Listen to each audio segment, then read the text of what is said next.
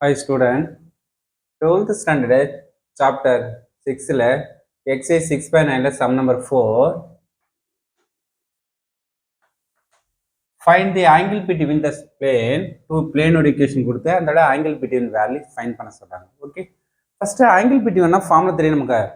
2 நமக்கு என்னன்னா பிளேனா இருந்தா cos theta ஃபார்முலா யூஸ் பண்ணோம்.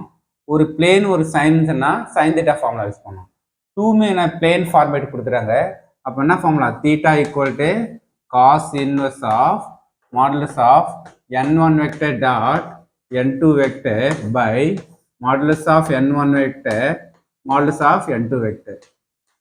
ஓகே, இதான் நமக்கு டூ பிளேனுக்கு ஆங்கிள் பிட்வீன் ஃபார்முலா. ஒரு பிளேனு ஒரு லைன் கொடுத்திருந்தாலும் லைனும் பிளேன் கொடுத்திருந்தாலும் மாறி மாறி கொடுத்தா சைன் இன்வெர்ஸ் ஃபார்முலா யூஸ் பண்ணணும். ஓகே, ரெண்டு மைண்ட் கரெக்டாக வச்சுக்க.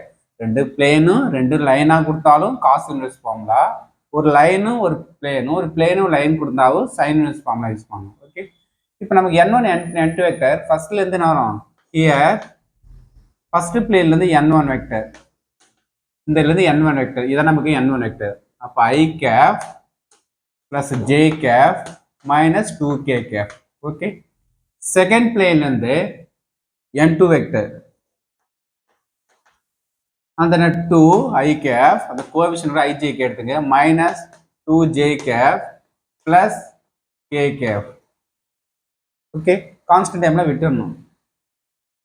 இப்போ நமக்கு n1 vector dot n2 vector first dot எடுங்க, i cap j cap minus 2k cap dot 2i cap minus 2j cap plus k cap.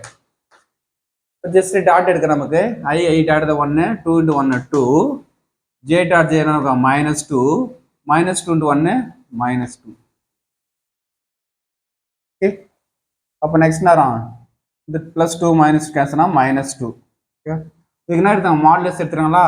இப்போ modulus of n1 vector dot n2 vector. Modulus என்ன பண்ணணும்? Negative இருந்தாலும் plus தான் consider பண்ணணும். இதுக்கு modulus.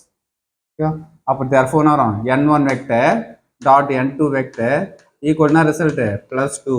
ஒரு modulus negative இருந்தாலும் பிளஸ் தான் கன்சிடர் பண்ணணும். ஓகே, நெக்ஸ்ட் நான் modulus of n1 vector find பண்ணோமா?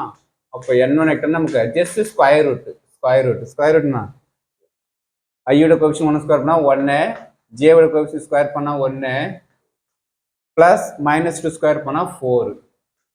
அப்புறம் நமக்கு ரூட் 6.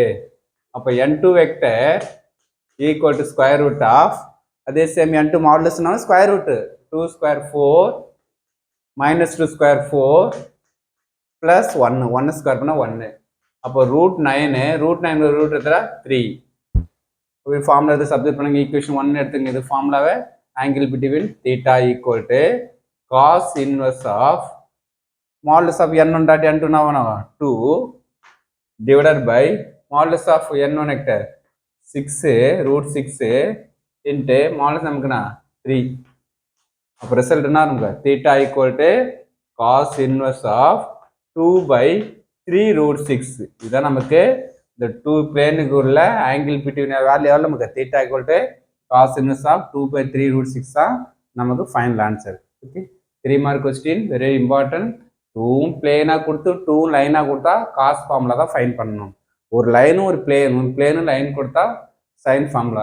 சைன் ஃபார்முலானா theta equal to sine inverse of b vector dot n vector by modulus of b vector modulus of n vector. இதான் நமக்கு ஒரு பிளேனும் ஒரு லைனும் பிளேன் கொடுத்தா இந்த ஃபார்முலா ஃபைண்ட் பண்ணணும். Okay, 2 mark R 3 mark question.